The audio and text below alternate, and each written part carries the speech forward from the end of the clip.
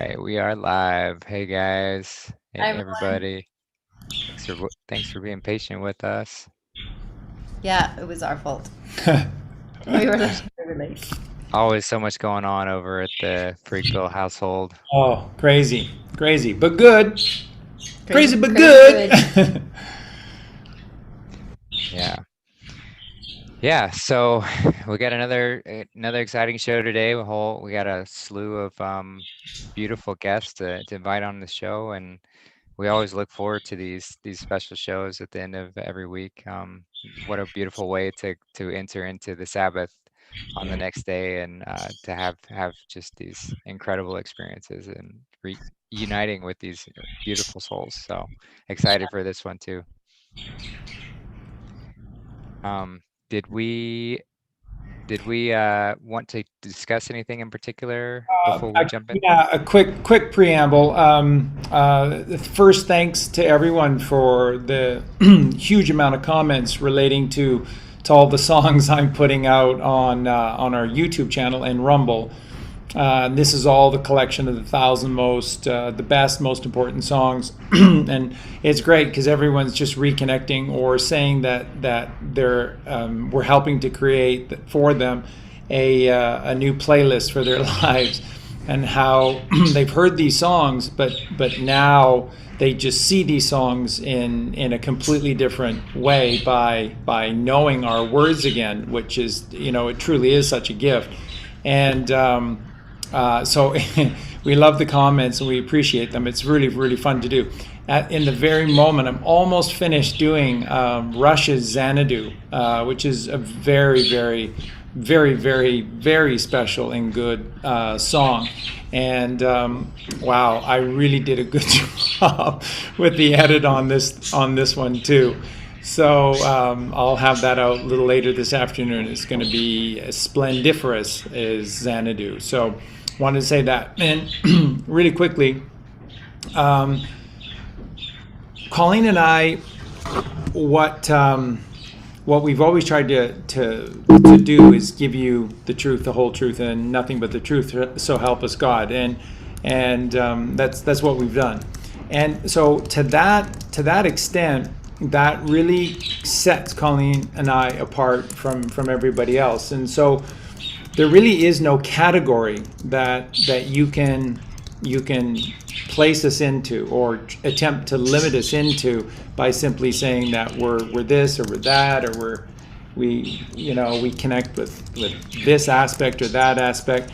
We cover anything, all things that that are the truth. So it's holistic, and virtually nobody else does that. And so, to that end, this is really, really unique.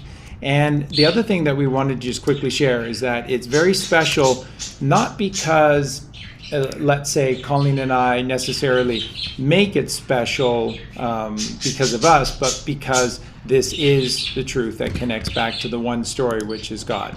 And again, in a world where, when we entered into this thing about 3 years ago, and Colleen and I were absolutely appalled, just appalled at how God and Jesus Christ and the Sacred Mother Mary, Mother Earth, have just been eradicated out of existence, and pretty much in virtually, and just in such good people too, had just been taken away.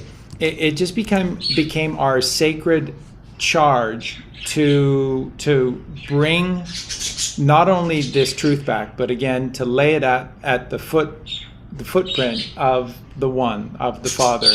And through the singularity to the fall of man and the duality, we gained the mother, and we gained the way. And Jesus Christ is the way. And this is what we've attempted to do day in and day out. And we're winning. There has been a massive shift, an absolutely massive shift in awareness for all of this. And as we move forward, I think that I absolutely know. Colleen and I were just talking about this last night. We absolutely know moving forward that however this plays out, we are going to be hand in hand with God, and that's just the most important thing in the world. And I wanted to just also share, Colleen has some things to say, and I'll just end my little segment with this. Everyone who's working on our behalf, who's helping to make this takedown of the cabal so real, they're all in with God. And Colleen and I are all in with God. And we believe very strongly that Justin is all in with God. And so is Eugene. Eugene's here every day at our house, and Eugene is all in with God. And this is the way, and it's the only way, and it's just been taken away from us. And so it may seem kind of weird a little bit, this huge shift, but just know it's what's happened for the last 100 years that's weird. The last couple of generations of us is very weird, because we've always been hand in hand with God. And so this is where we're at. And more important than anything else is this connection to God, because we'll never get steered wrong again. And as long as we remember, and that's why it's so important to never forget, never, ever, ever forget. And you don't forget when you're in the right hemisphere of your brain, and you constantly forget things in the left hemisphere of your brain. And so it's always a battle between life and death. It's always a battle between good and evil, God and the devil. It's the battle between what's righteous and what's wrong, and that is the right and the left brain. And we just need to stay away from our egos. Those egos are deadly, and they will lead you to death every single time around the wheel. So with that, thank you for listening, everyone, and over to my beautiful wife and partner, Colleen. I'm kind of on the spot. The one thing I wanted to say was, with the ego, it's so tricky. That's how we ended up in this position that we're in, is because we were tricked by our own ego. That's the talking snake, right? So we have to be so diligent with that. It's just incredibly important moving forward that we, I can't even begin to tell you how, how it works for all of us. It's different for all of us. We all have different types of temptations coming in our lives, and different scenarios. But when you're being tricked. If you're working on clarity and trying to get that alignment with God, you're going to be clearer and clearer all the time on this, how the ego works for each of us. So it can come in the form of New Age spiritualism. It can come in so many different forms that steer you away slowly from the truth about what God is, so that when someone mentions God in the future or right now, you're just like, what does that even mean, right? What does God even mean? They don't even know what that means. I didn't even know what that really meant. I didn't know what God was until you start putting all the pieces together of the ancients talking about what God is. And it's not really prevalent in the writings in the Bible until you know how to decode it. So again, the ego uses all of this, and it just hides it underneath like a Trojan horse. It hides all of the truth. So it's very, very important for all of us moving forward that we are aware that the talking snake is inside of us. So that's what ego is, and it's in each and every one of us, right? We know that. So it can come out in different ways, and it can come out of me, it can come out of Charlie, and that's when our loved ones say, I think I see something maybe that, maybe you need to work on this a little bit, or is there something going on where your ego's, your left side's starting to take over, and then the other person may want to listen or may not want to listen. Well, the great thing about our family in this house is that we stop, drop, and roll, and that means listen. And and so to explain the way that I am, which is, Colleen can verify, which is so that's the part I was going to get to. The 24/7, 365, is that I do the work, and I do the work because it seems like that if I don't, then it seems like nobody will. And that's just the way it has to be. It has to be that way. That if we want to see the change that we want in the world, then we have to be the change that we want in the world. So to that end, it just explains the way that I am, and there's no compromise. There's no compromise. There's no compromise in Charlie. And there's no downtime. It's doing the work 24/7, 365, which and we is can mostly be here. very thankful for that. I never always was very thankful for that, but I'm very thankful for that now. Moving forward as a stronger person, as a more self-aware person, because of all the work that I've been doing physically, mentally, and I'm not even close to being there yet, but I'm so excited because the rewards are built into the work. So as I get clearer and I realize that the no compromise from him, because my ego meeting his ego, it's like, boom, like this, and that's not a pretty sight. So my ego I've learned to shift it, and then I can really hear what he's saying, and then I can modify myself. And sometimes he has to modify himself. So it's a partnership, but he comes across a lot stronger and I come across a lot softer, but don't mistake my softness for weakness, because I'm very, very strong. And so people will say, oh, it looks like Charlie's, maybe abusing her, blah, blah, blah. I'm like, that's the furthest thing from the truth. We can battle once in a while with our egos, but I mean, there's absolutely a huge partnership. But so that being said, with the no compromise part, which is so beautiful, because I was searching for someone who had that strength of integrity, that there was no compromise, someone who was so in tune with the higher power, which turned out to be God, is just, there's no compromise. So that tells me that he's got his best interest and my best interest at heart, and then I can also lean on his inner standing, which takes me to a new level, and then I can align myself to the one, right? So that's how I use that. But Trump is also another man who does not compromise. And the Q team, they don't compromise.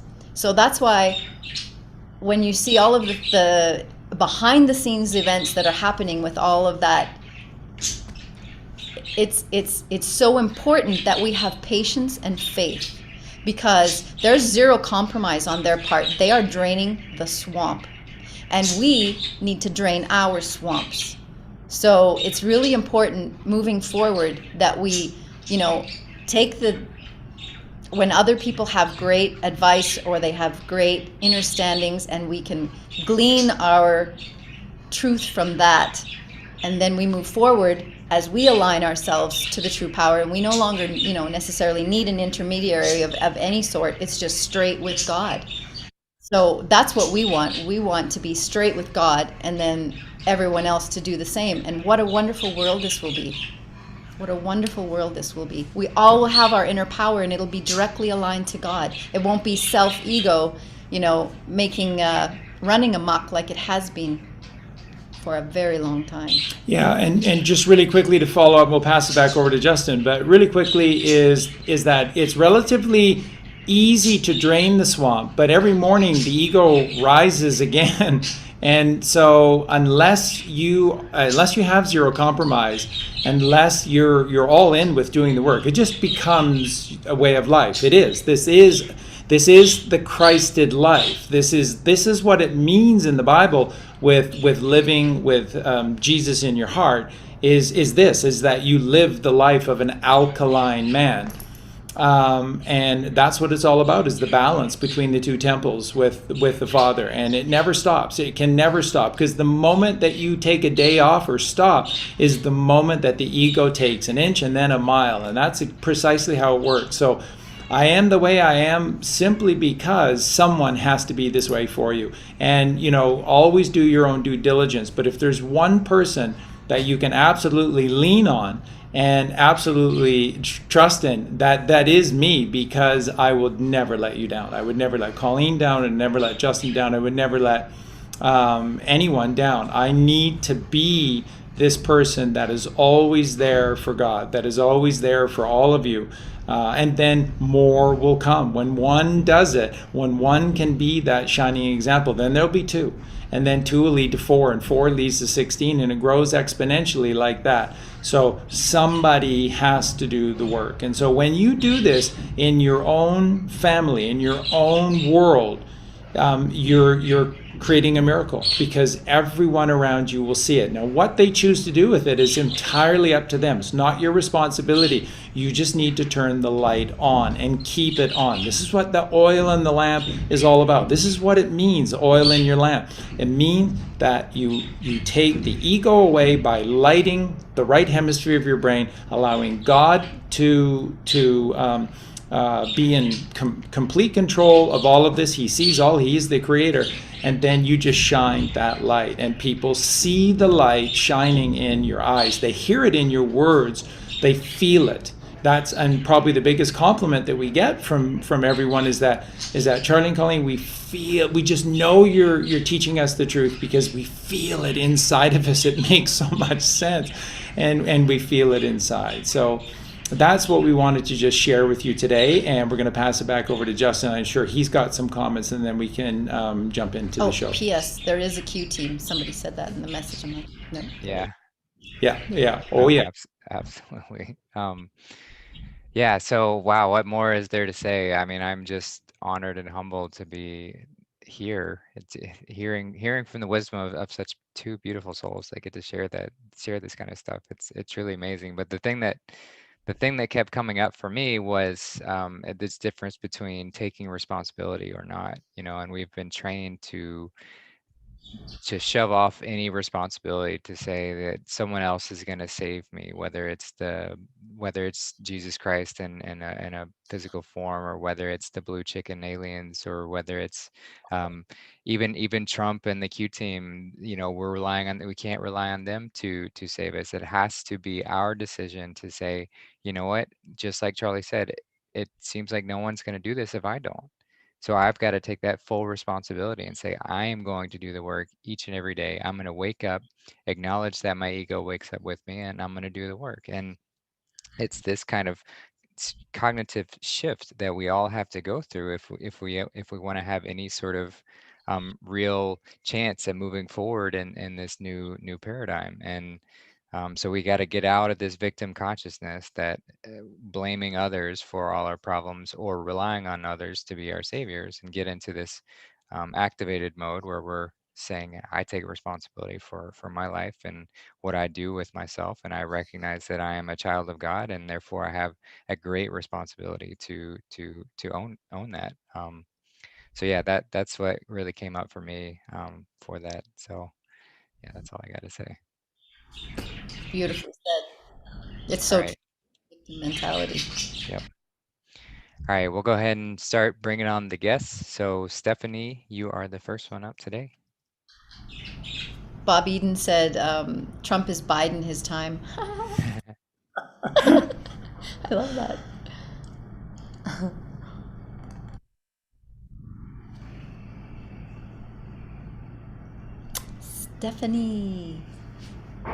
Stefan.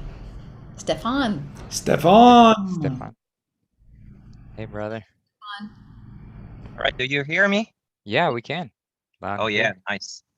Well, first of all, I have no idea what you said before, because I'm not on YouTube right now. I'm just in the car on my cell phone. So I want to say thanks to all of you, because you really helped me change my life in the last year. I did a lot of really positive thing, especially with food, because I always had trouble with my digestion. So what you said really resonated with me. Like, I have my apple juice that I made today here, so I'm totally in it. So to give you, yeah, I want to say thanks also to Charlie for all the beautiful gnosis that he gave, all the beautiful beings that I discovered because of him, like Santos Bonacci, Josh X, Bill Donahue, Casey from Vegetable Police, which is hilarious.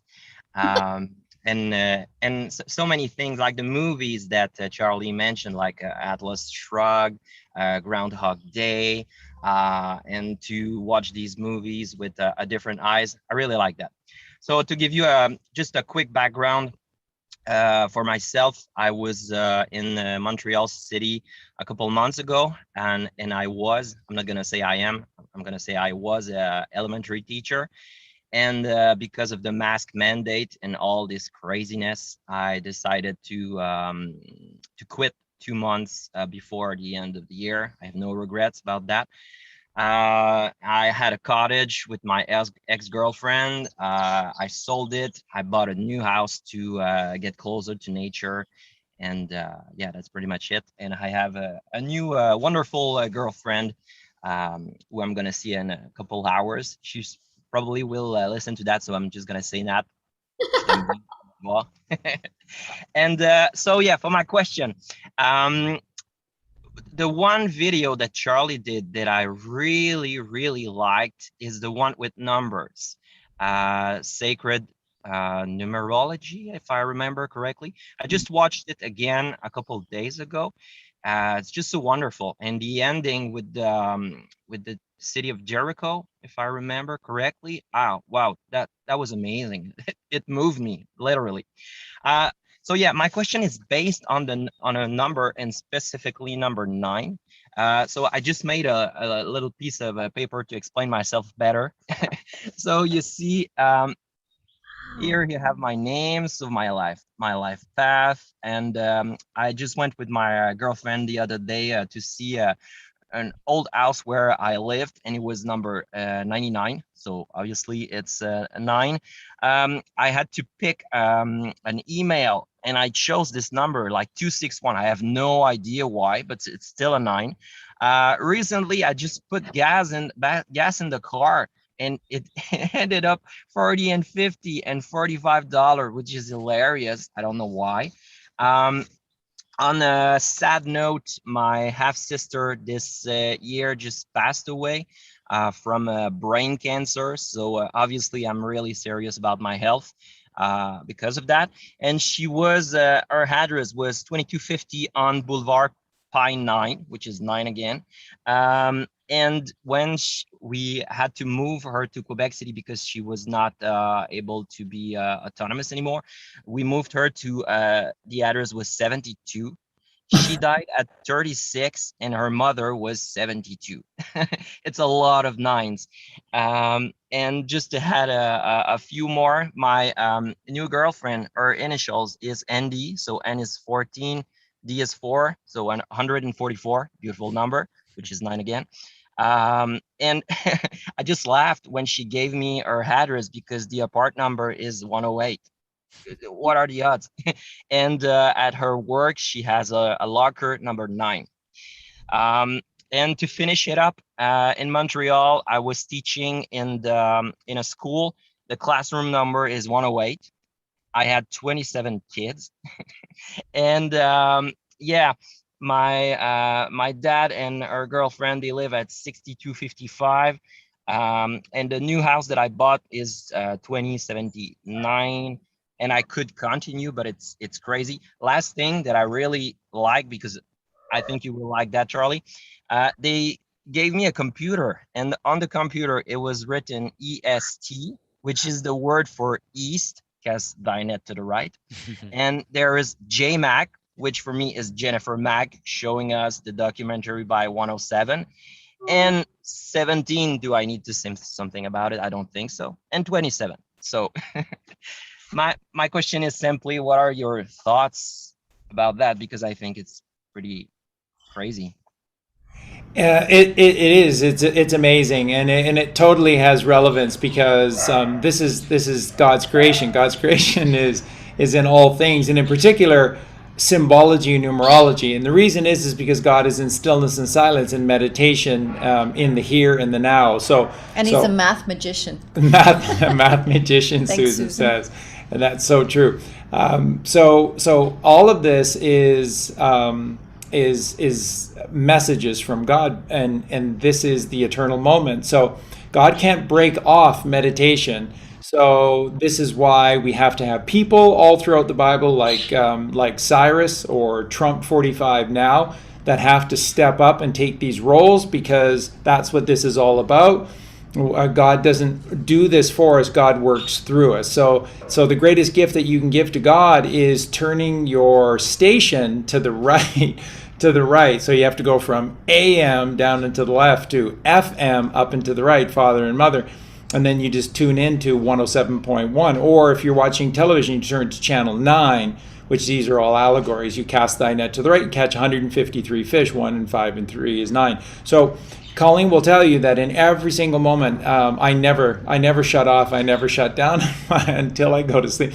I'm like this all the time. And so everything is a calm, everything. So the trees and the colors and the leaves and the fruit, everything that we see and do is a calm, and we're constantly just breaking it down, and our minds are just 1,000 miles an hour.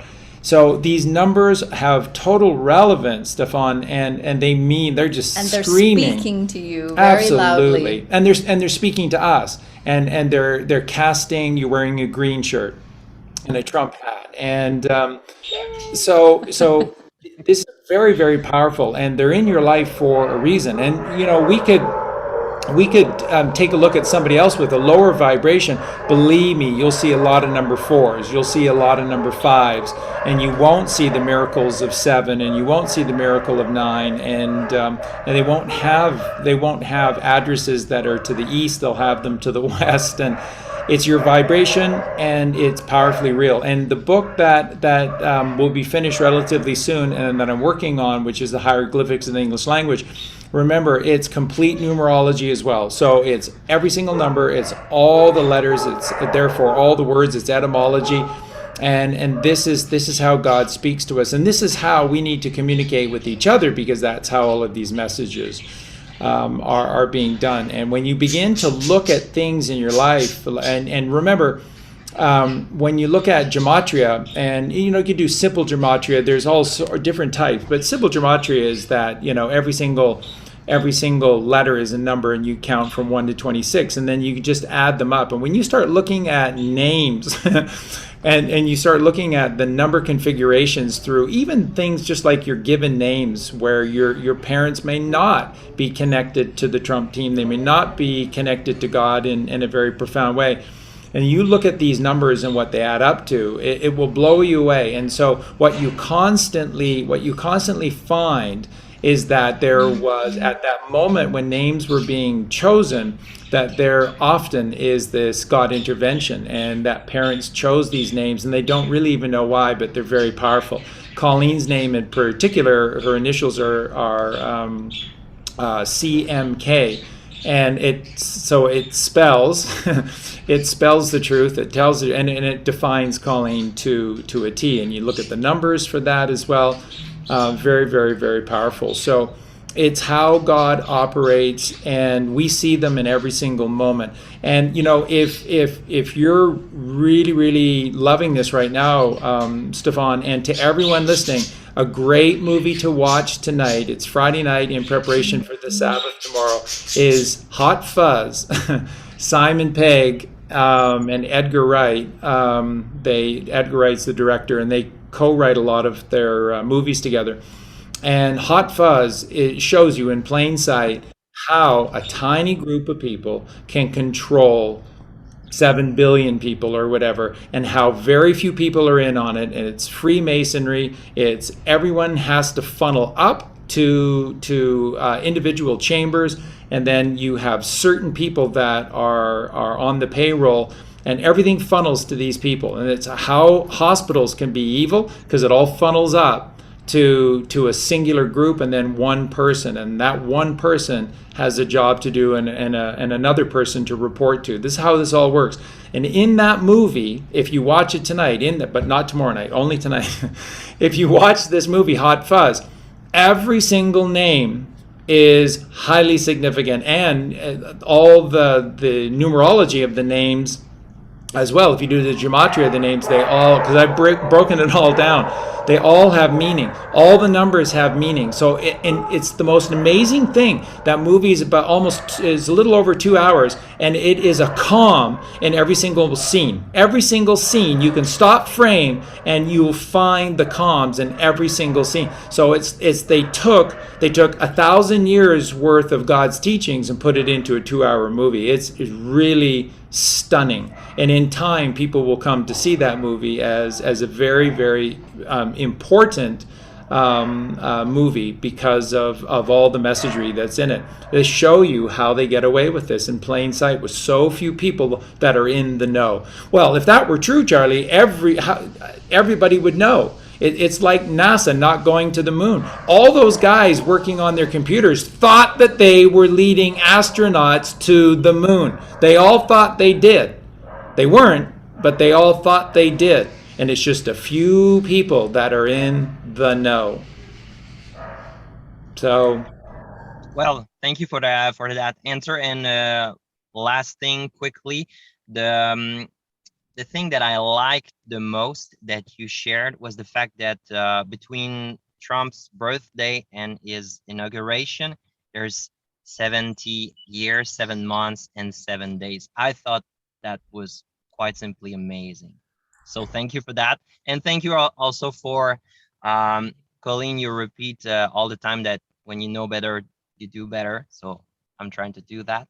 And the fact that you don't use understanding, but understanding. I really like that. And mankind, I think it's beautiful. So thank you for your time, and continue to do those beautiful videos. It's really appreciated. thank you. That means everything to us. So thank you so much, Stefan, and thank you for doing the work. You wear it in your eyes, and we see it. We see it 100% that you're authentic, and we love it. And a really quick little thing, I've never shared this with anyone before, but it's true. Some of the greatest hockey teams ever were the Montreal Canadiens. And it's really interesting because the Montreal Canadiens played hockey. And the arch enemy of the Montreal Canadiens often is the Toronto Maple Leafs. And Toronto has always been kind of associated with more of a goon style, rough and tough hockey. And Montreal just outskate you, they out finesse you, they outpass you, they outscore you, and there's no fighting. There's very little or no fighting involved in doing any of this. And the Canadiens won so many championships because the people on those hockey teams were such, and they were goodly, godly souls. These were some of the most God-loving people that you could ever hope to meet, and it translates to anything and everything you do. So when you give up a job, when you give up a teaching career, you put a lot of time, effort, and money into getting a degree to allow you to do these things. And when you do this, God, you are Yvon Cornwallis, and you are Jean Beliveau, and you are Guy Lafleur.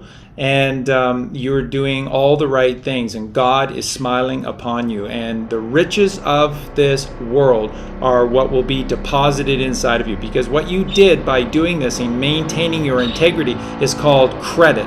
And you have now got $1 million of credit inside of you, and it'll play itself out in the coming days and weeks and months. Everything will go in your favor. This is precisely how it works. Don't roll your eyes, anyone, at this. This is precisely how it works. You are either a debtor or a creditor. God never made a debtor. That's what man turns us into. We are creditors, and that's gold. And that's why Trump is always silver and gold, silver and gold. And one more time, for everyone listening that doubts the Q team, it's okay. It's totally okay. Justin, Colleen, and I will all be here waiting for you but remember, there absolutely is a Q team. The Q posts are not some bullshit psyop. If anyone who says that has never taken the time to read the Q posts, if you've read the Q posts, then you know who these people are. You know that this is so legit, and it's God is on their side. And Donald Trump There's lots of things in his past, but again, it all relates back to Tesla. It all relates back to his uncle John Trump, and Donald Trump has been groomed for this for a long, long time. So no matter what we've taught and all the other incredible things that we've been able to share with everyone, we will never back away from our support of President Trump and of the Q team. We absolutely guarantee and know that they are real. And when it all comes out to all those who doubt it, it's totally okay. It's just that we have to be strong because someone has to show you, and live in every single moment without wavering in a single moment and give you hope. Because if you don't have hope, you fall into despair. And when you despair, that's Satan. And we just don't want to see anyone going there. So we know God, and we know the Q team, and we know Donald Trump. So they're all legit. This is all happening. It's all happened. Everything that we've shared with you is the truth. We've never shared anything with you that has not been the truth. And you're seeing it play itself out through, say, like Ghost Ezra releasing all these things. Everything we've shared with you is the truth. We may have been off on the dates. Well, I've never really said specific. I'm decoding their little built-in clues. That's all. If they don't pull on that particular day, it's because they're not ready. This is a fluid plan. Disinformation was important. And plus, this is a fluid plan. They don't know when the go date is going to be, because it's really, like Justin knows and talks about a lot, it's us. So we have to show. We have to become the way. And with the things like Stefan is doing, he's showing. He's all in. He's making these huge leaps. God is on his side. The Q team is on his side. Donald Trump is on his side. We are on his side, because when you show strength like this, that's God. When you show weakness, that's Satan. That's the truth. And last thing, because I was just thinking about that. Thank you for mentioning the documentary Earthlings, because I watched it. 15 minutes later, I was crying, and I did 15 minutes more, and I had enough. So for the last 5 months, I no being in my food. So it's over. Thank you so much. Thank you. And I'm pretty amazed by the names that you mentioned that were with Montreal, all French names. You know your stuff, Charlie. That's pretty good. All right, so I'm gonna let time for other beings to ask question, and love you guys. It's a pleasure, and yeah, thanks for the time. And Justin, you have a really cool name. I like the decode that Charlie did on your name. That was really nice. Yeah, I like it too. Thanks, brother. Thanks for being here. All right, have a nice day. Your girlfriend is really lucky. Bye-bye. Bye. Hey, Justin, that shows, right? Always that shows, right? Yeah, just look at these. Wow, just these lighthouses come through. Yes. Incredible. All right, Michael.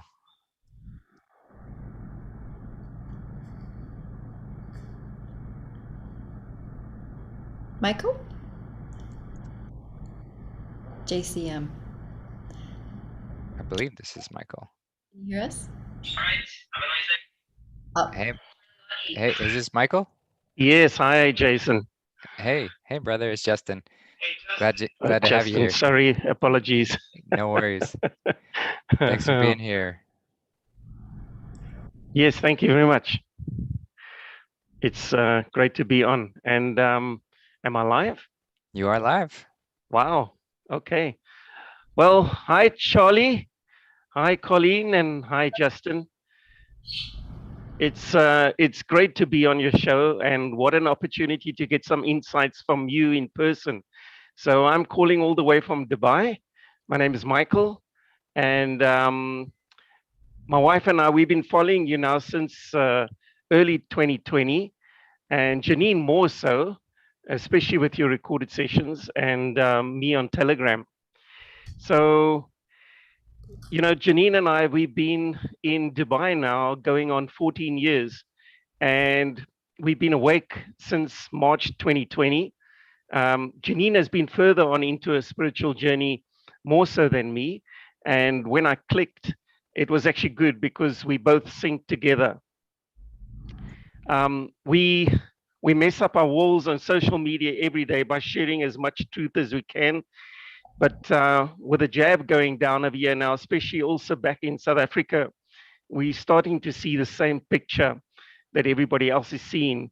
And we're hoping that those who are asleep would start to wake up soon.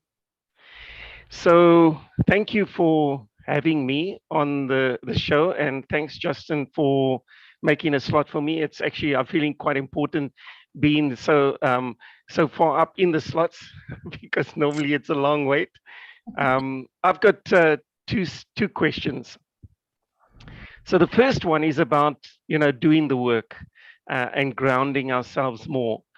So interestingly, Dubai is a unique city. It's a modern metropolis, and for about 8 months of the year, it's not pleasant at all when you're outside. So you're mostly living inside and in the air conditioning. And from a food perspective, we're doing the work, but it's hard. I migrated around about 2016 off of meat, and Janine somewhere in 2020. We juice and we eat fruit a lot, about 80%, but it's hard. And both of us are in our late 50s. And Charlie, I'm also a lifelong Steely Dan fan. And it was actually quite interesting to hear that when you told me, that every single album is a journey, from your root chakra right up to the crown chakra. It certainly opened up my eyes because I've got almost all their albums. So talking about grounding ourselves, we've turned our lounge into a little haven, a place where we can sit and we can energize, and the whole place is full of indoor plants. And, besides the parks, which are in the city and only okay to visit during the winter time, there's nothing else but the desert. We've even started maybe fostering cats until they can find a permanent home, just to get more closer to nature. So do you have any further advice on how to ground ourselves a little bit more? Because we're in this modern city, and if ever I chose a modern city, I couldn't have chose any other city than Dubai. It's really a modern metropolis. That's my first question. Yeah, it's tough in cities. And remember, cities are an artificial construct. So they try to give you this history that says cities have been around forever, and the world was built upon basically Rome for the longest time, and prior to that Athens, and prior to that you go through Alexandria, you go through all of their little bullshit stories, and you see how the world has always been built in and around these big cities. They're lying to you. The world has always been built around countryside, and when you're on the countryside, you're free and you can create anything and everything that you want. So with Dubai and being in the desert, a lot of people have said, Charlie, like you talk about, we need to live within the golden zone, but so much of the golden zone is a desert, and how are we supposed to live there?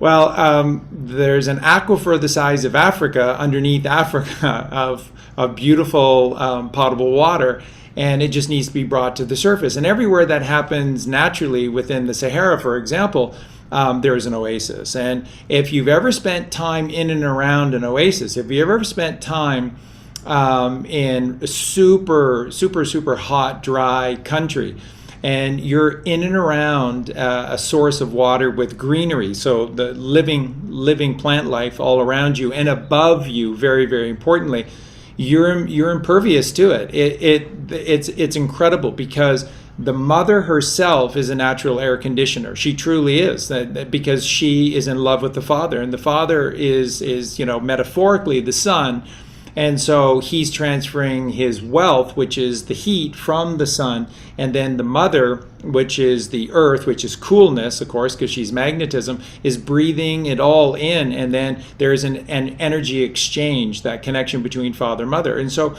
when you live in balance between the father and the mother, then you don't need to worry about the temperature. Justin is more and more going to get used to this as he spends more time here. But although Dubai is a little hotter. That's right. It truly is. But again, and a reason that it's different here is we're higher up. That's at sea level. So there's a huge difference there as well. But the other thing is that where we are is just greenery. So, and very important in hot climates is that you have trees, because then the sun never reaches or tall plants. Yeah, for long hours, it never reaches the ground for long periods of time. And that helps to keep the coolness of the mother, because the mother is cool. So that's what I said. The mother is air conditioning. All you have to do is create this buffer zone between the two. And even if there isn't, the mother does her best to reciprocate. And that's through water. And she will percolate water up to the surface wherever she needs to create balance. And that's why you have lakes in the most bizarre locations. You would think, like, what is the source for this lake here in Africa, and even rivers for the largest part.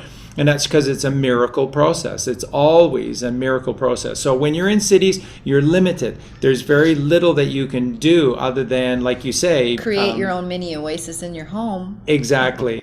Or in your little backyard or whatever it is. Grass is huge. Grass is absolutely very, very important. And then bare feet in the grass is grounding agent, but also it's a air conditioning system as well, because it's dissipating the heat out of you through the sole of your feet, and then it is just pulling it back up.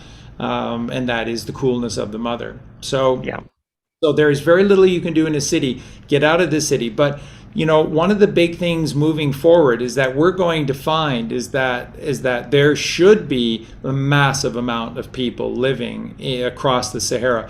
And the Sahara is going to be an incredible plateau, and it is going to be filled with life, because they've suppressed the water coming to the surface for the longest time, because they need Africa to be this way. It's always been the plan for Africa to make it isolated, make it poor. That's right. And strangle the life of her where she's most powerful in the shapely form of the mother Africa. She's most powerful in Africa, and they strangle the life out of her. So once again, let's just quickly go to Muammar Gaddafi in Libya. And he created the River of Life, and did it all on his dime. Spent billions of dollars doing this, and he created essentially a concrete river that runs from Libya all the way down Africa. And anyone, and this wasn't limited to organized cities or countries, anyone, any farmer, anyone could draw of that essentially well of life.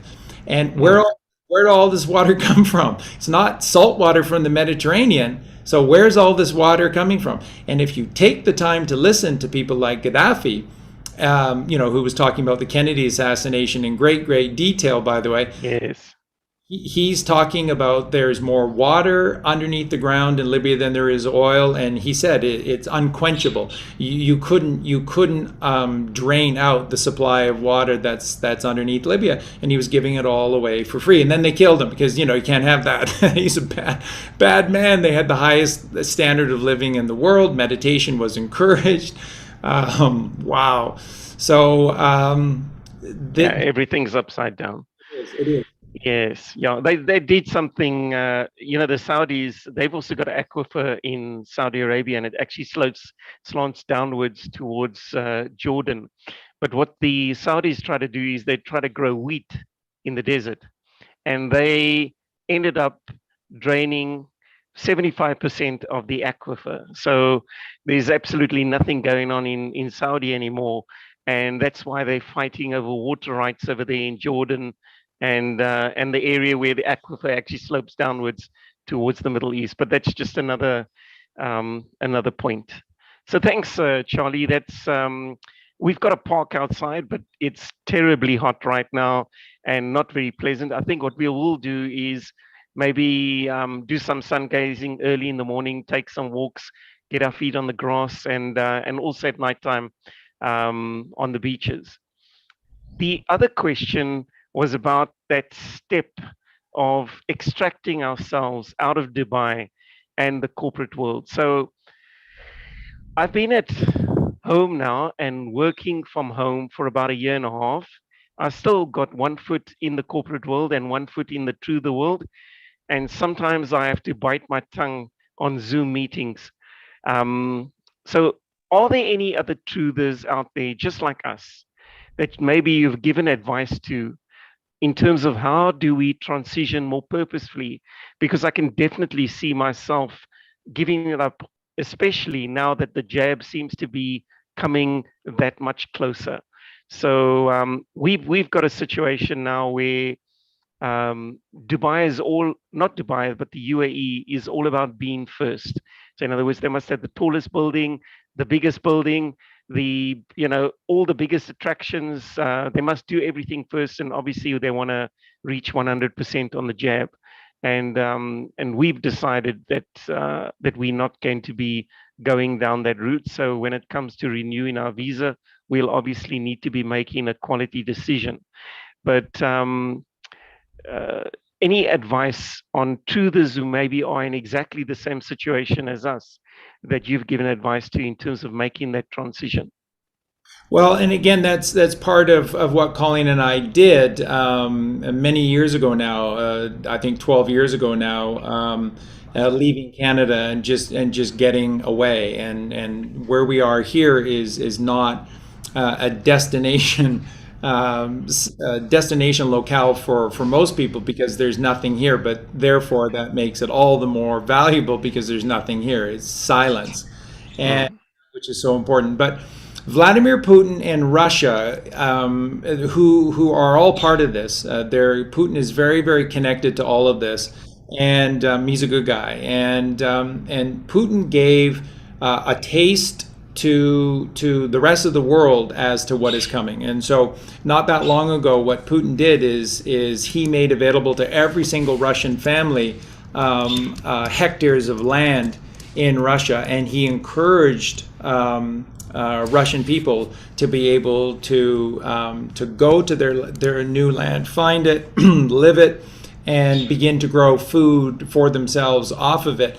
And what of course he's foreshadowing is this transition out of cities and onto land. And when you look at countries like UAE or Saudi Arabia, United States, Canada, Mexico, there's so many people in Mexico. No, there's like nothing in comparison to the amount of land in Mexico. So they always scare you that there's too many people, but no, God has this all figured out. There's so much land here. So that's what's going to happen, is that land is going to be made available to all of us, because we're going to be common shareholders in the wealth of this world. Everything that metaphysically the Father and physically the Mother gives us, we will be co-owners, co-shares in this miraculous gift. And then that's what we just need to do, is transition ourselves away from this concept of busyness. Like I've shared with everyone before, it's all a fraud. It's all a hoax. There's never, ever been a day necessary where we've needed to create anything on a corporate scale or a massive industrial scale. The Industrial Revolution is just a distraction. And they used it to get people off the land. This is what this Landhold Act was all about, in not just in Great Britain but across Europe in particular, was to steal the land and get people off the land. And then they get this ridiculous notion about medieval lords and barons and stuff. Like any of that is real. Like any of that is, of course it's real. I learned it in school. There's cats everywhere. They and then the serfs. It's like, No.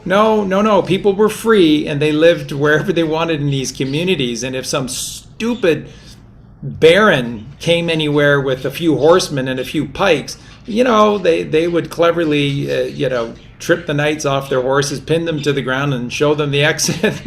And it was their land.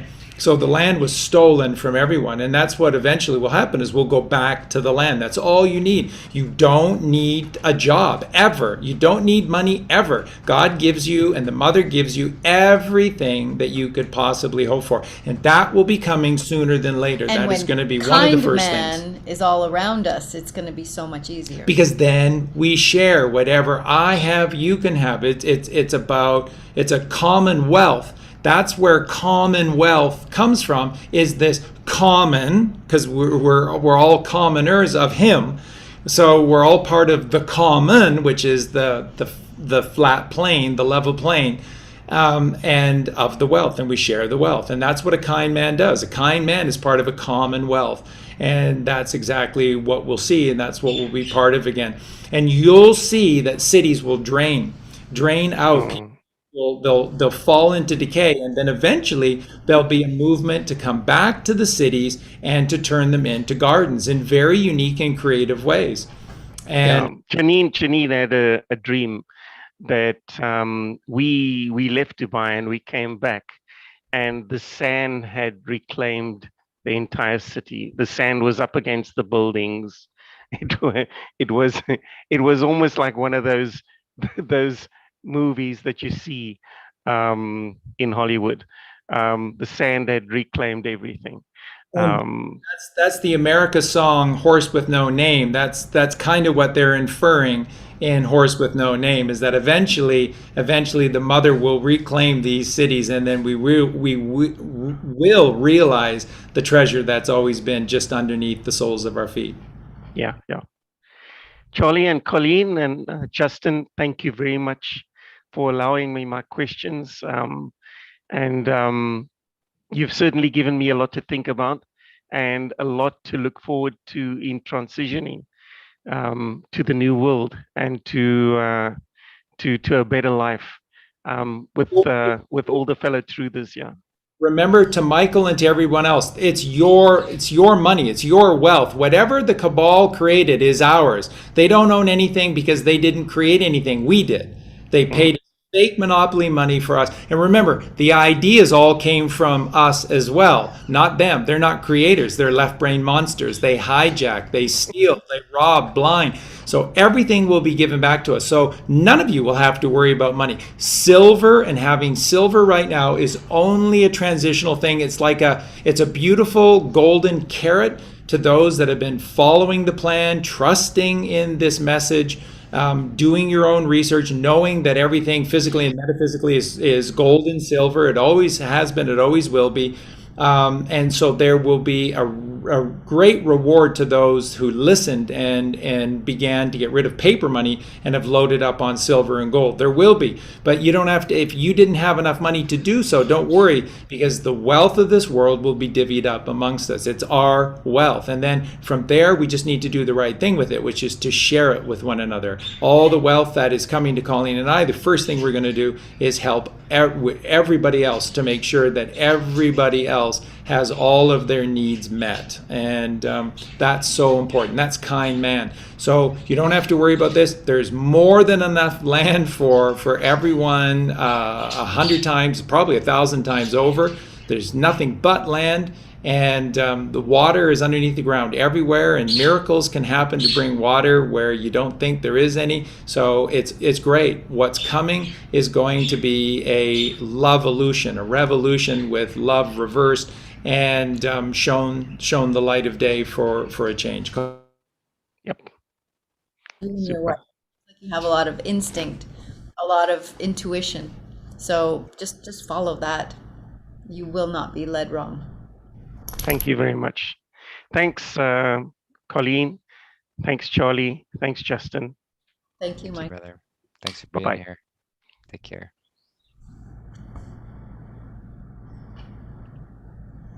That was awesome. That's another amazing guest. Right. Hey, Bob. Bob! Welcome. Hello, Bob. It's nice to see you. Can't hear you though.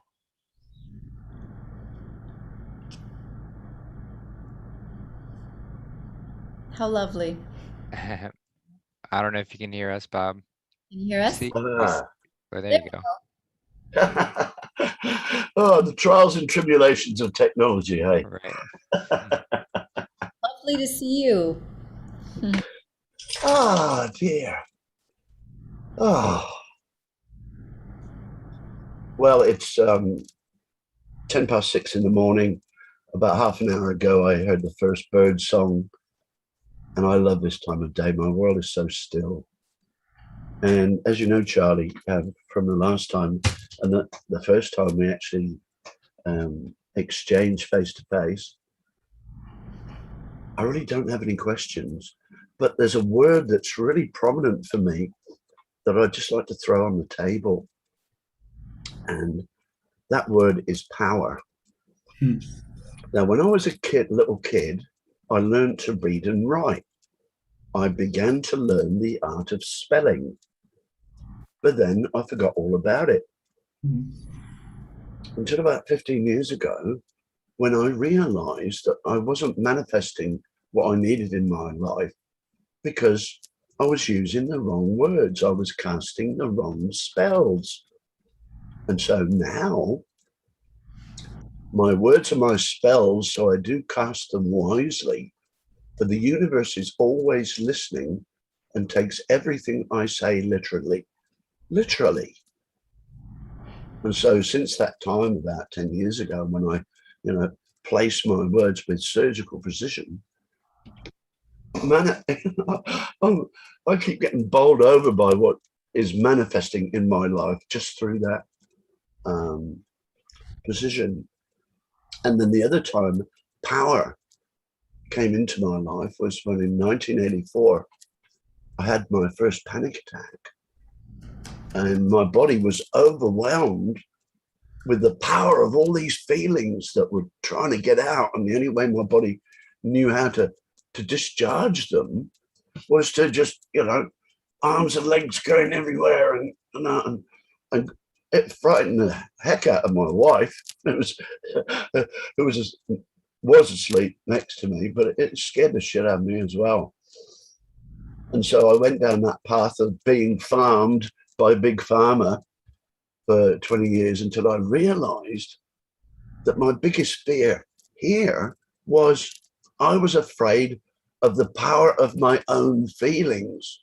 But by jumping into them and wallowing in them and embracing them, I realized that they were just simply a measure of how powerful I am.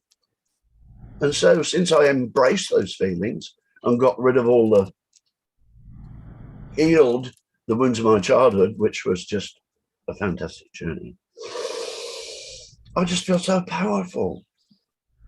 And the other thing that gives me a lot of contentment about the word power, when I was a young hippie, I'm an old hippie now, but when I was a young hippie at 17, it was all sort of love and peace, man.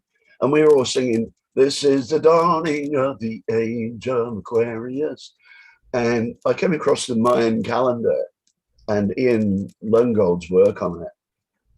And, their calendar, which plots the evolution of consciousness, they predicted this age. It's all about the different ages. And I knew it was the age of Aquarius, but they called it the age of integrity.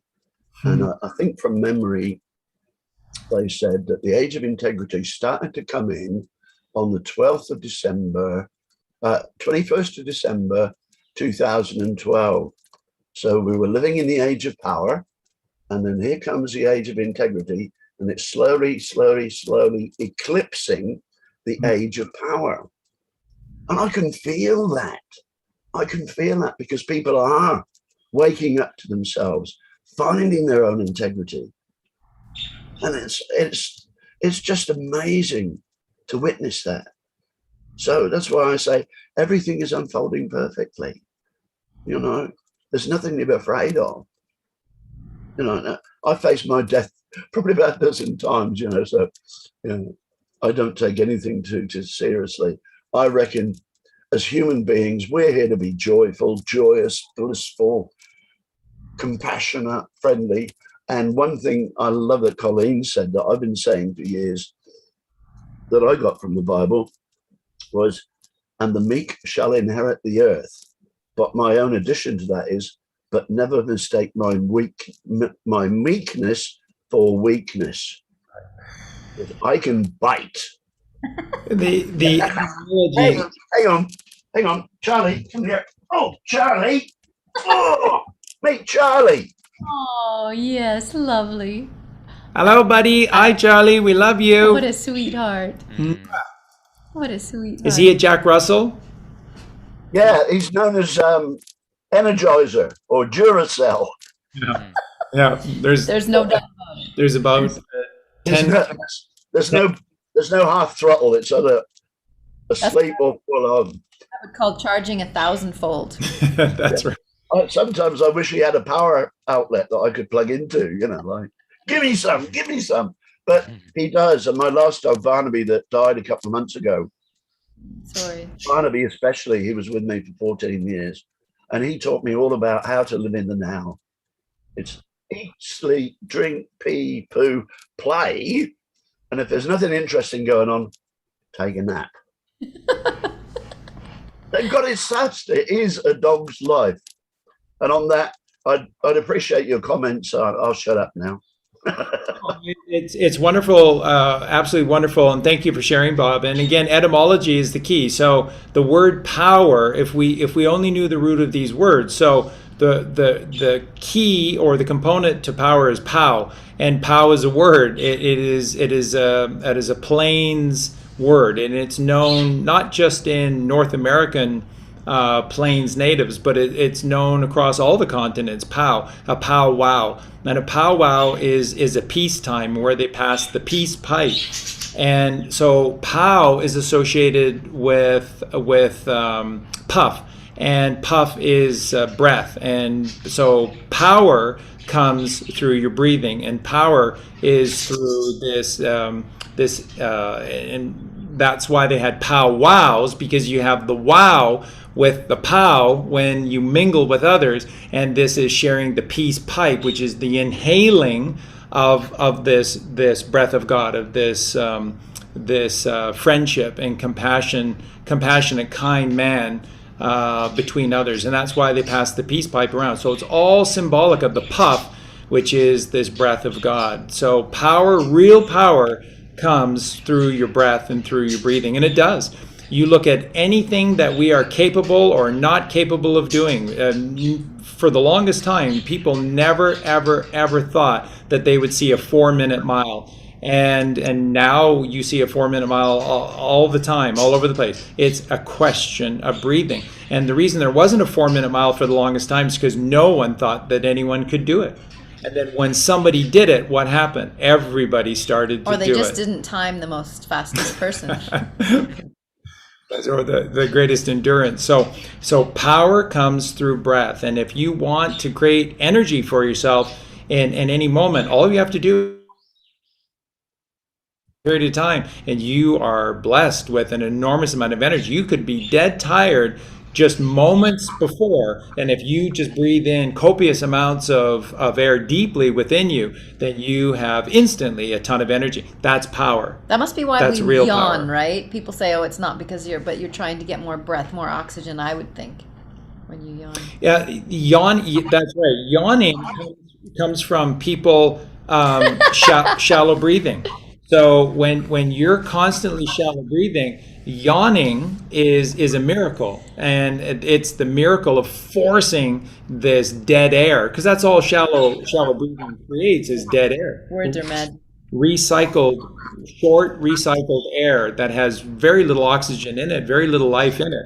And so a yawn expels and forces you to take a deeper breath and more life into you. So pow is puff, and puff is breath, and the powwow is associated with sharing the peace pipe.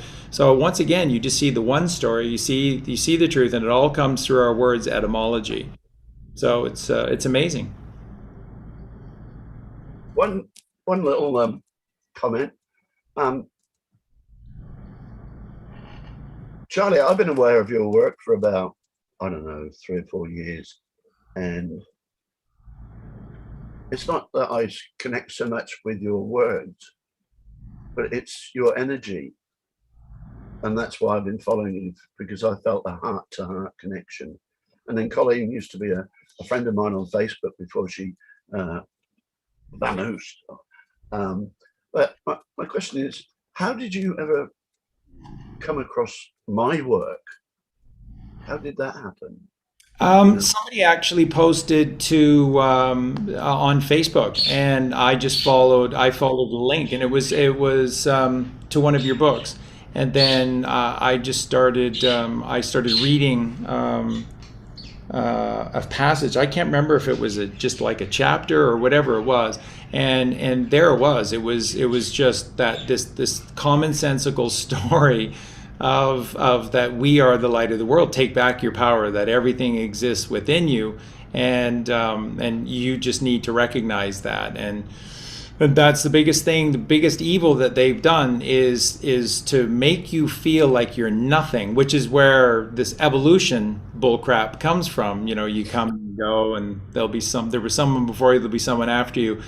No, you're it. This is it. You go around the wheel until such time that you get it right. So you might as well get it right now.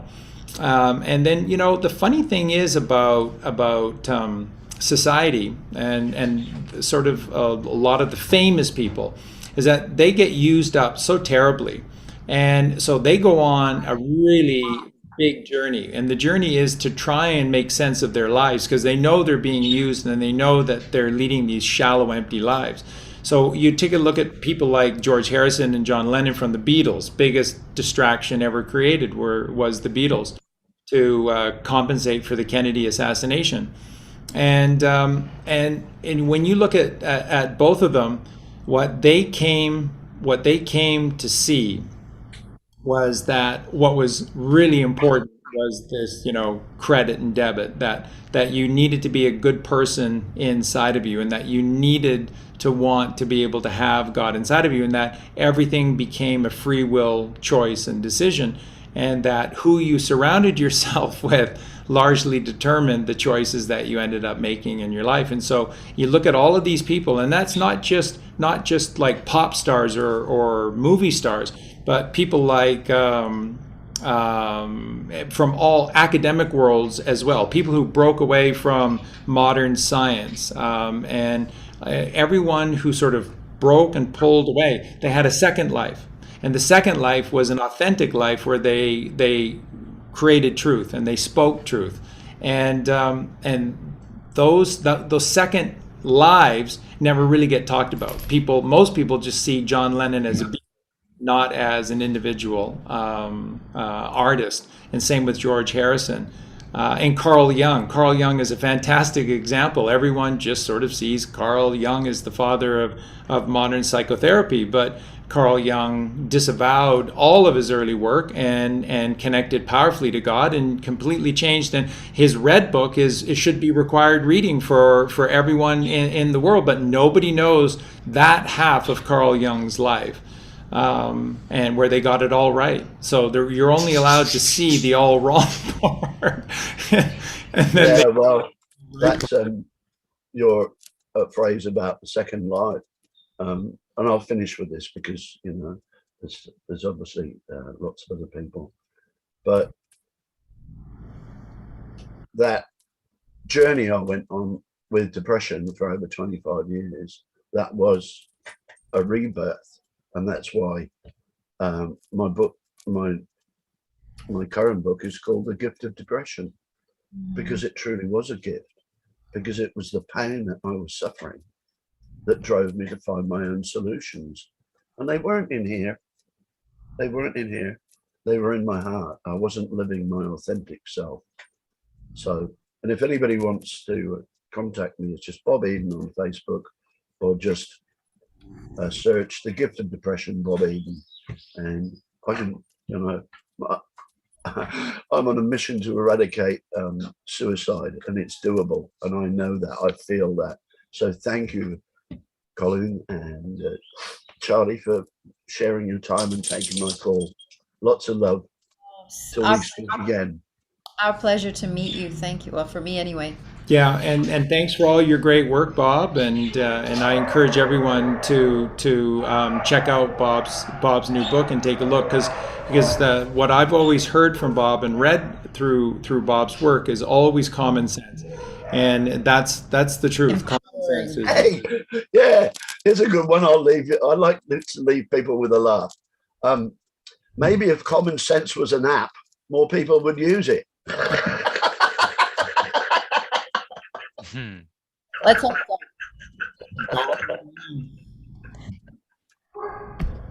Thank you. We love you. Thanks, Bob. Okay. Thanks, Bob. All right. So I know we got started a little late today. Do y'all want to do one more? Oh, for sure. Great. All right, Andrea, you are up next.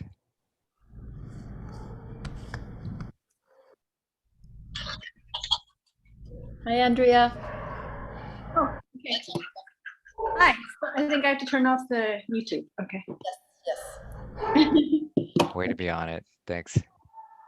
Hey, Andrea, welcome. Thanks for being here. Wow. Thank you so much for having me. Yeah.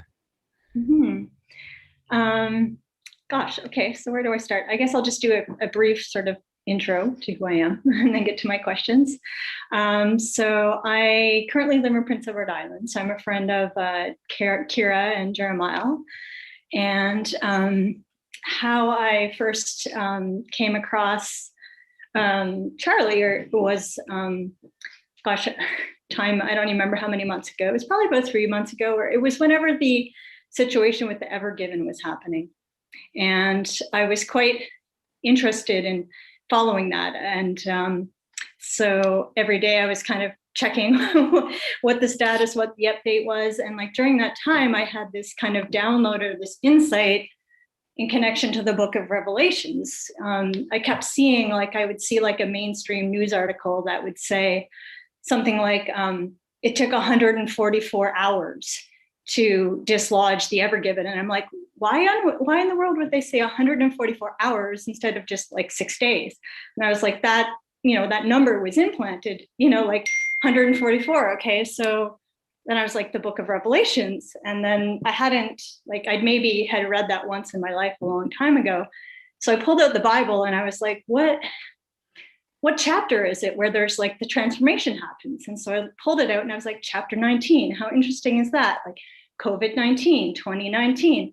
And then I was like, how many chapters is this book? And I'm like, it's 22 chapters. I'm like, okay, so does that mean 2022, we're going to be through this? Like, because chapter 19 is the chapter where everything shifts, and then the remaining chapters, it's like the light is coming in and all the transformation is happening. And so I posted something on Facebook about that. And I believe it was Kazri who responded, Charlie Freak is doing this decoding of the Bible. And I'm like, oh, that's interesting.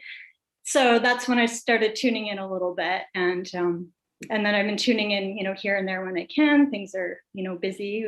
And so there's a number of other things that you've spoken of that have, kind of resonated with me. I've heard you speak about the brainwave states, and that's quite a big fascination of mine. I've studied and facilitated yoga nidra, and as well, I'm quite interested in the way the brainwave states shift in the birthing process. I'm also a doula. So I've kind of weaving all these connections with the brainwave states. So that's been of interest of me. And then of course, when you speak about the diaphragmatic breathing, that's a whole other story that I won't get into. And then like the decoding of the songs and whatnot, I do that a lot as well. And yeah, so that's just sort of a little bit of an intro. And so it's just been over the past few months that I've been tuning in to you guys. And my question today, I have lots of questions, but this is kind of a burning one. Well, there's two pieces to it, I suppose, if there's time for that. So it's around the fruitarian diet. So I have been, I don't know why I get nervous speaking on things like this. So I'm a little like, okay, just ground in my body. So yeah, I'm intrigued by it. One reason why I find it difficult myself to to do it or to implement it in my life would be the fact that I already only weigh 100 pounds. And at times where I've done like cleanses, like the master cleanse, for example, like I just lose muscle like really quickly because I don't have any fat to lose. So I eat very, very healthy, and I have for a long time. But so I'm just curious about, you've probably spoken about this other times before, and so excuse me if it's already been answered. But yeah, I just can't quite grasp like how I could still feel like I wouldn't go down to like 70 or 80 pounds.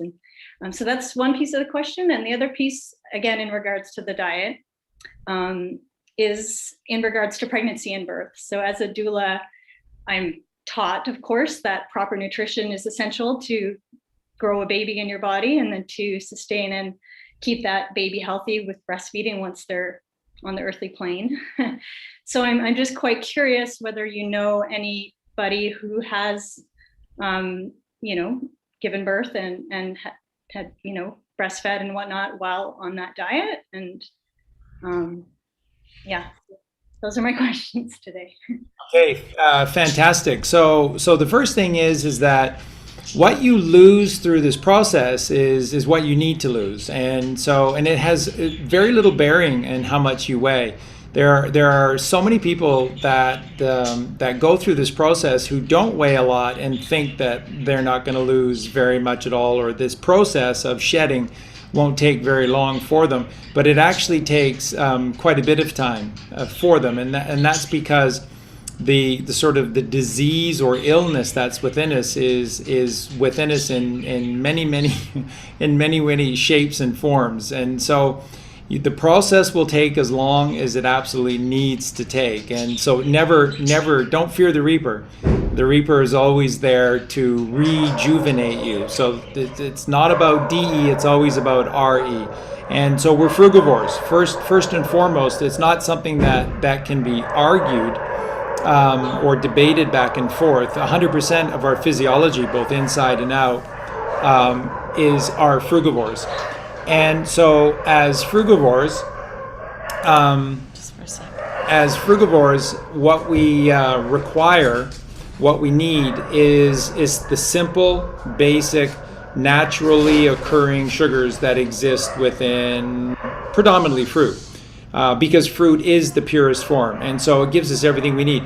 The point of all of this is that when you give your body solely these naturally occurring sugars, so glucose would be the prime example, fructose, sucrose, but glucose, and if you ingest too much of it at any one time, your body is brilliant, of course, because it's attached to your brain, and so it knows instinctively, intuitively, to be able to just store this sugar, which is pure energy, directly into your muscles, because your muscles are what are going to need it. So you when you go through this process and you begin to do this, you can look at people that are now 95 pounds, or you look at people that are now, say, 170 pounds versus, say, 220, 240 pounds.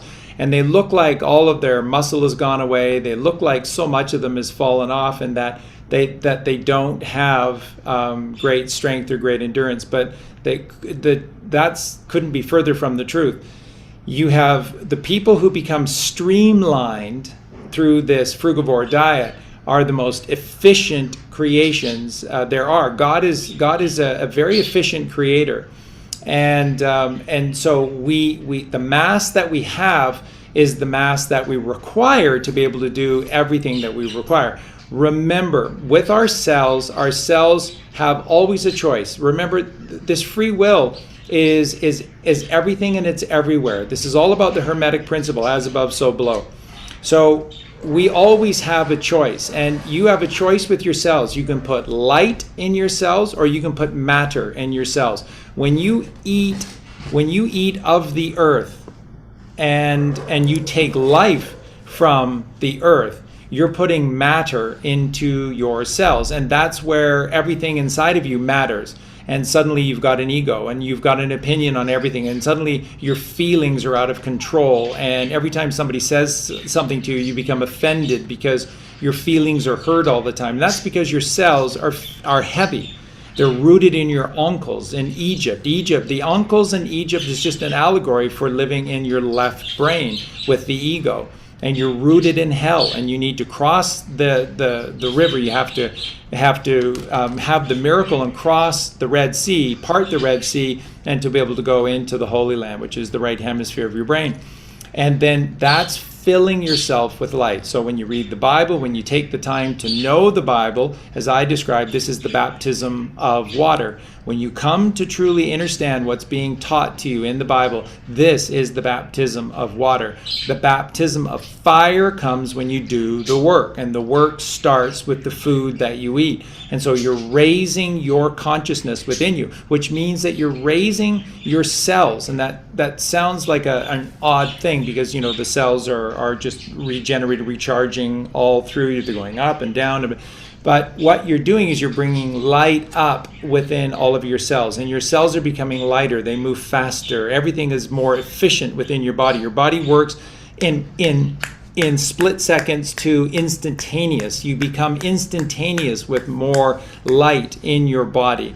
And this is where these light foods come into play, because when you eat fruits from a tree, you have to reach up to heaven to be able to take of this simple, commonsensical fruit of life. And it's a life giver, and it's just pure natural glucose, which gives you exactly everything that your cells need. So you get out of Egypt and you go to Israel, you go to the Holy Land, you are crossing over to the right hemisphere of your brain. And during this process, because you only weigh 100 pounds, and if you're concerned, you should never ever fear. Don't fear the reaper. But if you're concerned through this process that you're going to lose a bit too much of your body mass, and you don't want others to see you in that regard, avocado. And you watch the weight come back onto you, but it is healthy weight. It is solidity where you require it and where you need it. So avocado, which is a fruit entirely good for you, it's absolutely fantastic for you, is this supplement to be able to have your juicing. So for Colleen and I, how do we live our life? What does it look like every single given day? We wake up in the morning. I'm very busy in the morning, so I don't break my fast for quite a while because I'm busy first thing in the morning. So from, say, 6 until 9, sometimes later than that, I don't have a chance to have anything. So my fast overnight is longer, which is healthier. The longer you can fast overnight before you partake in a physical substance again, the longer the claustrum in your brain is able to fully regulate your systems. So in predominant your endocrine system, and therefore that's all of your organs, which therefore is, you know, the functioning, the action aspect of your existence. So the longer you can wait before you break the fast, the better it is for you. When you break your fast, always with the fruit juice, so or just watermelon, because watermelon, even if you just ate watermelon, there's so little pulp in watermelon. Even eating watermelon is just like juicing because there's so little pulp in watermelon. That's gentle. That is soft to your system. That's soft to your tissues. It's soft to every subtle system that you have within you, including your chakras. It's soft upon your cells. It's a gentle, thoughtful, caring, and compassionate way to be able to break the fasting. And then from there, throughout the day, we just continue to juice, or just introduce fruit, so mangoes and melons and watermelon throughout the day. And then for Colleen and I, for substance, and this is where the avocado comes into play, because we're quite thin, is at dinner time. So for dinner, we have a salad. And we love salad. So it's a wonderful way to introduce some vegetables back into it. But really, the only vegetable would be the salad. And actually, for the most part, we've actually, because in Mexico there's inconsistencies in getting quality lettuce. So what we've simply done is we take a zucchini, and then we just turn it into spaghetti with that device, with that little device that twirls the zucchini into zucchini spaghetti. And so it's perfectly raw. You don't do anything to it. And then that's our lettuce. Our lettuce is just the zucchini. And then with that, we just lightly steam mushrooms. We lightly steam the peppers, mushrooms, and sometimes a little broccoli. And always like to put a steamed fruit in there, because you take the starches in pineapple or the starches in mango, and then it's when you steam them, it turns them into pure sugar, which is even better for you and so tasty. So we always put like a pineapple or steamed pineapple or steamed mango with it. And then we have cucumbers, which is just water, and it's a fruit, and tomatoes, which is a fruit, and it's just water. It's just green and red water and distilled water. And then we of course, you don't cook that. So you just, the base of the salad is the zucchini with the celery, or sorry, the cucumber and the tomato, and then we have that little steam mixture together. Again, low heat. You always just cook with a little bit of water and a lid on top. That creates the steam for you. Doesn't take very long, no more than about 5-10 minutes max, but probably about 5-6 minutes is all you require with the steaming. Even for broccoli, just 5 or 6. You're not trying to cook the food. You don't want to cook your food. You just want to steam, and it takes some of these starches to sugars and makes it so delicious. And then we just have a raw pure honey, unpasteurized, beautiful raw honey on top of it. And that is divine. It is absolutely divine. And we add the avocado to it, and then you will replace the substance to. Some nights I'll just have the avocado and he'll have the steam thing. But That's right. I love the avocado with lime. Yeah, that's.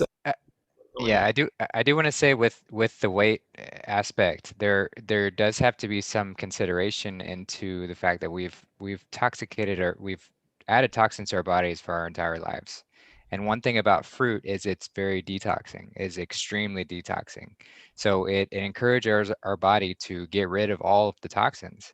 So if we have built layers on layers on layers, and even if you're smaller, you still have layers of toxins between your muscles and your fat and your skin that have to be removed. They have to go.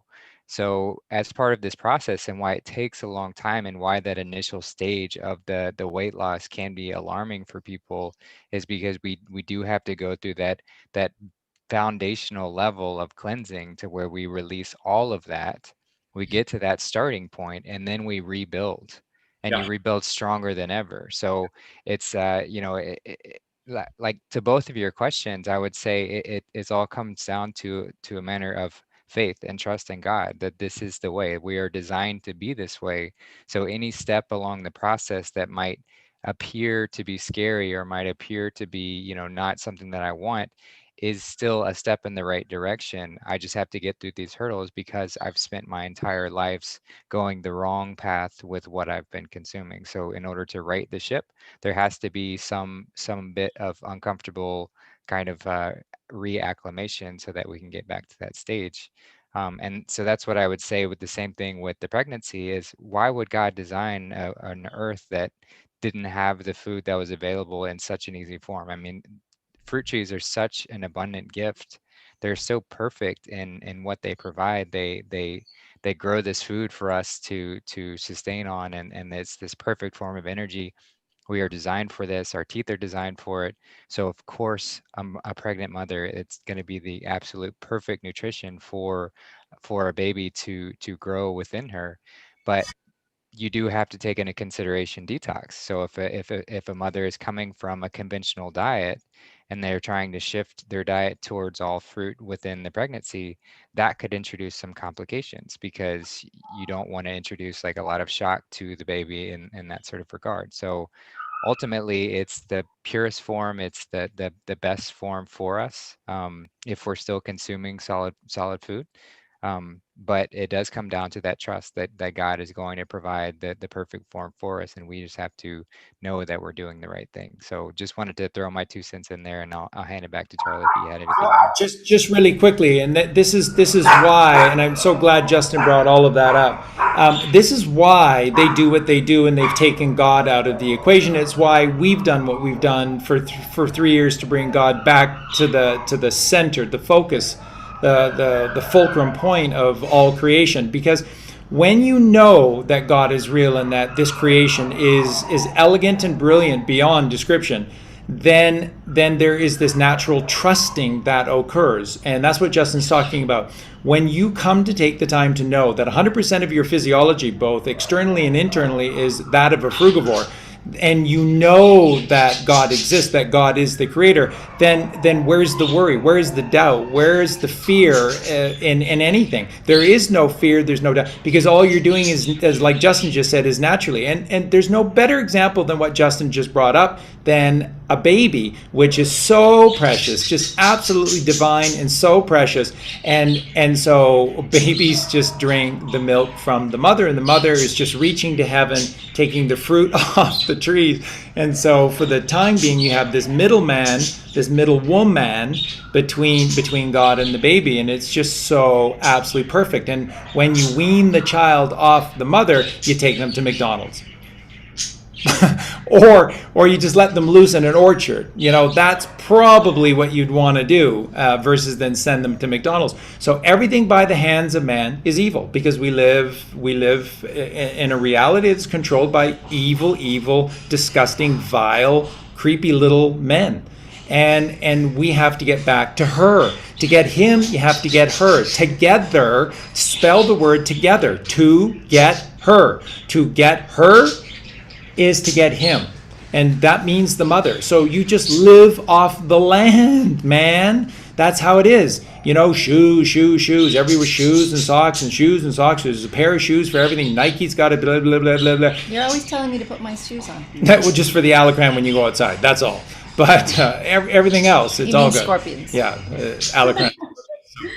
Other than that, it's just bare feet, and that's barefoot on the grass, and that's just all the wisdom of the mother, directly. And so it's so simple. It's all so simple, and it really just comes down to this: do you believe? Do you know that God is real? And if you do, then why aren't you trusting Him? Because you're always trusting in something in every single moment.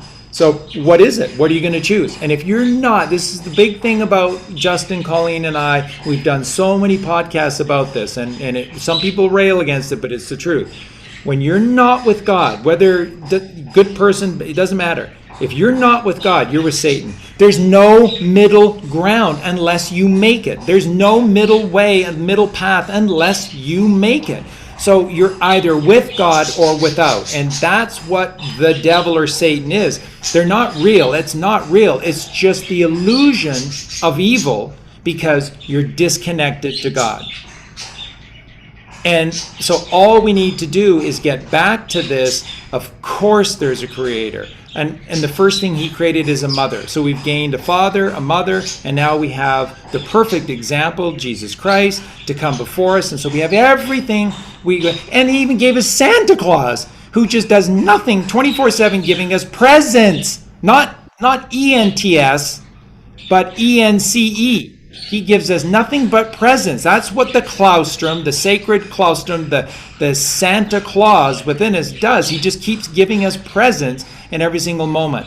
And all you have to do is not go to McDonald's. All you have to do is not harm another living being. All of that creates mucus, which stops the nutrients from absorbing into our cells. And not just the nutrients, but all of the messaging. Your entire system is not letting the light in. Exactly. And the light is information. It's knowledge. It's wisdom. So this is how people get stupid and dumbed down, is through the food, because the light of the fruit, this simple, commonsensical light system, light is wisdom, is knowledge.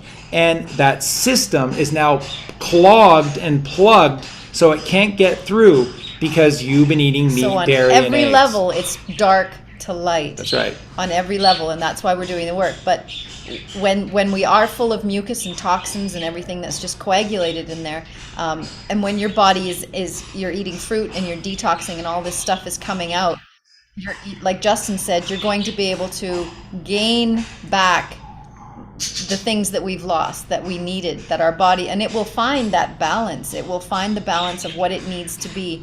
I've been going through the process myself, and I've had a lot of, as a fat vegetarian, I had a lot of toxins in my body, and so I've just allowed myself a few years to just work it through, and I'm not getting upset with myself. I'm not pushing too hard. I'm just listening to my body, and you'll find that as you go, your body will tell you more and more and more of what you need. So one day I may just do one thing. It changes. It's a fluid thing, and people get so hung up on, oh my gosh, they did this today and they said they were. No, it's like, I'm listening to my body.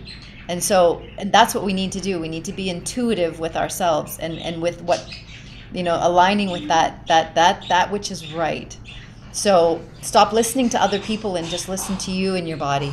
As a woman, we need to do that. And so many men will say, oh, you're just too skinny now or whatever. And it's like, yeah, well, this is a process, and it doesn't really matter what you think. I'm going through this process with myself and God. And we're all in a process of knowing thyself. And so when we know better, we do better, and we can't know better unless we know ourselves. Mm-hmm. So, yeah. Beautiful. Yeah, and that's why I'm not pushing myself with it at all.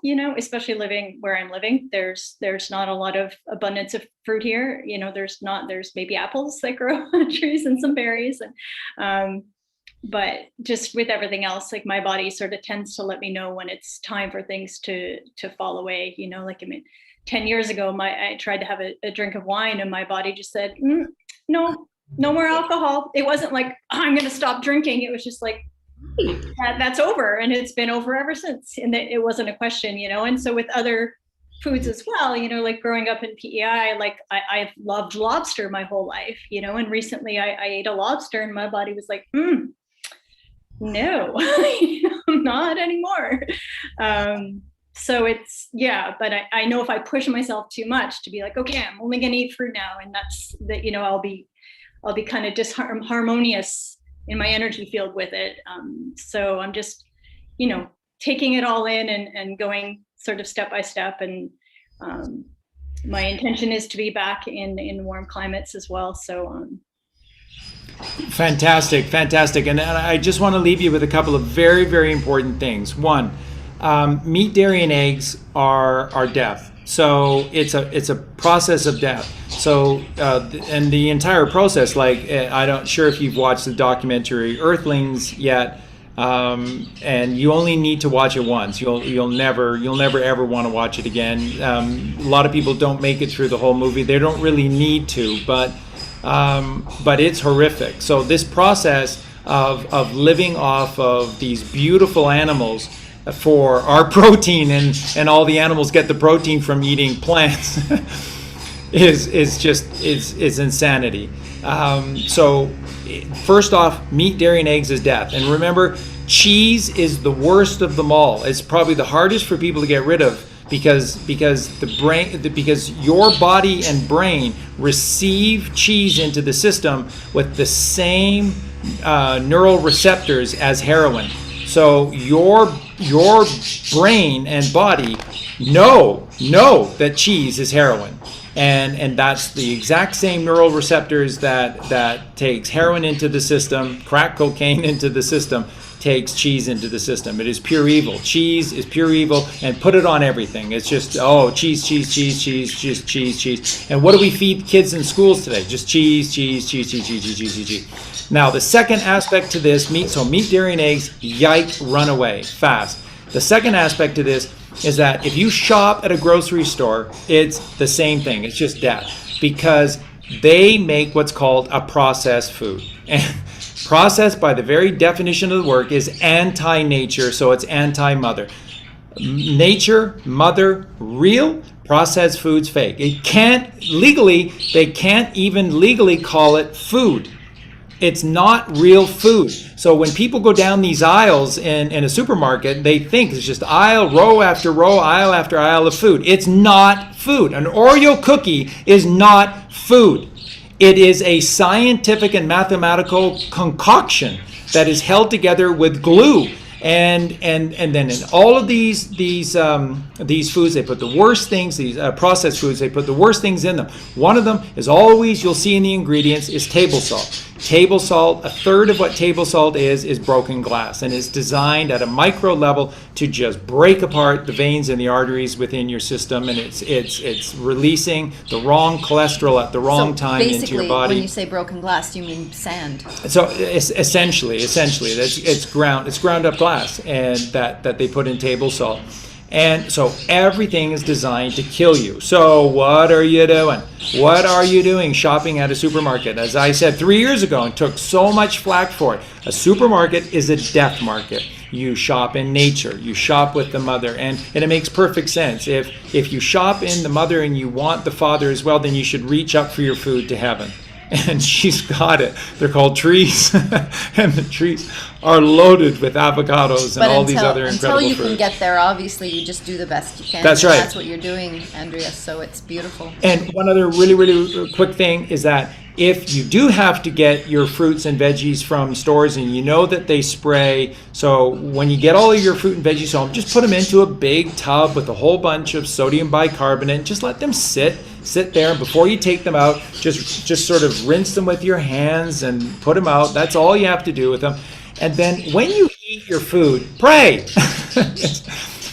It costs you nothing, and it's an intention. And the intention is everything that's inside your dome, flat earth. The dome is flat earth, level earth is inside your head. This is the dome. This is the firmament, the top of your skull. And so when you pray, you're making an intention. God is listening. When you intend from in here, He's listening, and He will give you everything that you want. So Father, I live in Canada and I don't have access to naturally growing fruits, and I bought this from Safeway, and I know what Safeway does to the food. Please, Father, protect not only myself, but my children and everyone who is buying their food from Safeway or these other stores. And please bless our food. And then your food is blessed. It works. It's beautiful. All you have to do is authentically, you have to mean it. And if you literally know that God has that power to heal and to bless your food, then He will, because He can, because He's inside of everything. And He'll just activate, and it's a frequency, 144, and then the 144 frequency heals the fruit, and then there's no more harmful spray, no more harmful. The answer always to everything is simple, and it's free, and it's God, and He's open 24/7, 365, and it costs nothing. It's the most brilliant thing, and we should really check it out. It's called God. So I have one quick question, actually. So one thing that I do a lot of is like foraging and eating wild foods. And I'm just wondering what your perspective on that is, since it's not a fruit, like a lot of wild greens, like chanterelles, seaweeds, things like that. Wonderful, absolutely wonderful. They just tend for veggies and sort of grains and grasses. They just have more to them, and so that's what's called pulp. And then your body just takes longer to process what it doesn't need. It doesn't need the pulp. The one of the biggest things they've hidden about fruit is that fruit is the greatest roughage you could ever eat, because it just cleans you out. It cleans you out. You don't need to have. That's why they say an apple a day, right? It keeps the doctor away, because it has everything in there for you. God is so wise. An apple has everything that you need in it. So you don't need your bran, and you don't need your barley and your grain to be able to clean your system out. You don't need that. So that's what fruit does. Fruit just cleans you out. And there's no middleman. It just does it all and itself. If you're not eating meat, dairy, and eggs, there's really not a lot more to clean out. That's right. Yeah. Flour. Don't eat flour. And then that's the big thing, because the only drawback to eating these more pulpy foods that you're describing is that they just take a little longer to process. That's Santa Claus. That's the colostrum. The colostrum has to take time away from creating melatonin, serotonin, and dopamine. The three essential secretions, the three kings of Orient are melatonin, serotonin, and dopamine. And it just takes time away from doing that. I don't know if you've ever read Lord of the Rings, but essentially that's what Professor Tolkien what created in Tom Bombadil. Tom Bombadil is like Santa Claus. Tom Bombadil is like the claustrum inside of us, and that's what he does. He goes around the circuit of the old forest and he tends to all the life in the old forest. He's like Santa Claus. So, and that's all we need to do, is that when we take the heaviness of our food away, then it gives the claustrum all day and all night to be doing nothing but melatonin, serotonin, dopamine. Now, what does melatonin do? Gives you new blood, regeneration. This is the Passover, this is crossing over, this is crucifixion, this is eternal life. So this is, your cells regenerate through new blood, and that is what melatonin does. And the pineal gland does one thing and one thing only, and in the physical does one thing, and that's melatonin, because that is eternal life. That is, so when people talk about the fountain of youth, the fountain of youth is when you activate your pineal gland, and then you live forever, because that is melatonin, melatonin, melatonin. Serotonin is from the pituitary gland.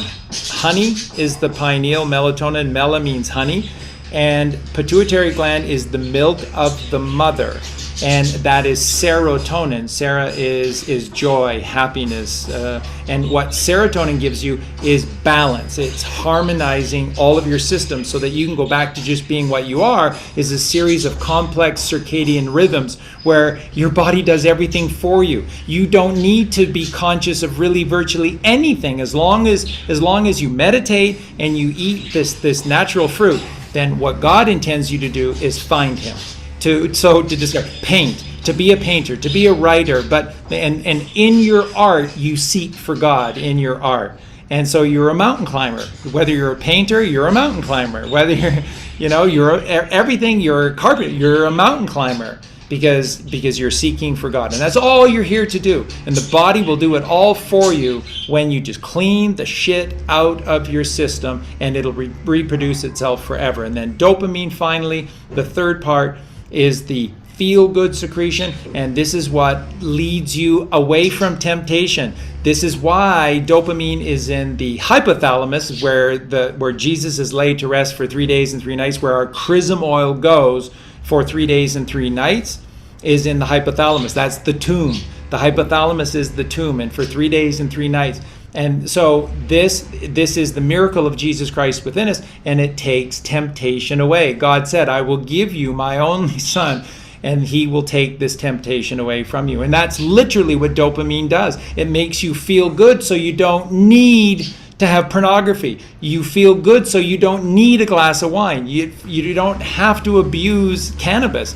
You don't have to you don't have to gamble, because you've got all the passion, the joy, and the excitement within you with God, with the mother, with Jesus. And that's where inspiration will come too. Pineal gland, pituitary gland, hypothalamus, right here, third ventricle of your brain. This is it. This is everything right here. And Santa Claus is right there at the back crown, right next to the mercy seat. And God lives in the mercy seat. And the mercy seat sits right behind the third ventricle of our brain. It's amazing. It's amazing. It's amazing. We are perfection, and we mess it up because we believe in the system that man has taught us. And these certain men, they hate us and they lie to us. There's the truth.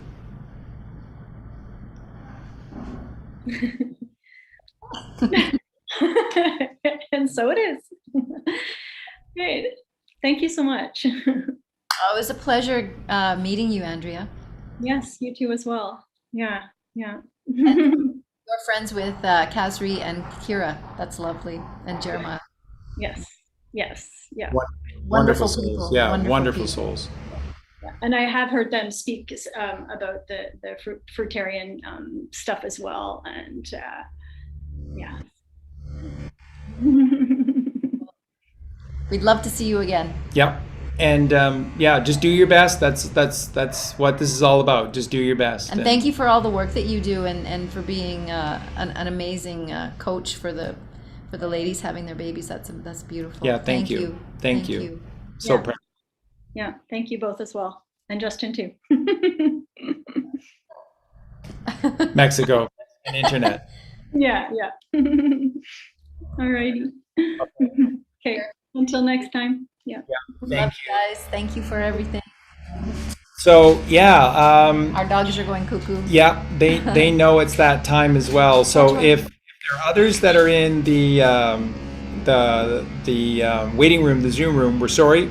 We'll make sure that Justin puts you first up for next week's show, and we love you so much. And just, every week you hear Colleen and I essentially share the same things again and again and again, and it's on purpose. It's to simply show you that we are the children of God, and that God got everything right, and therefore everything that is right in this world is inside of us.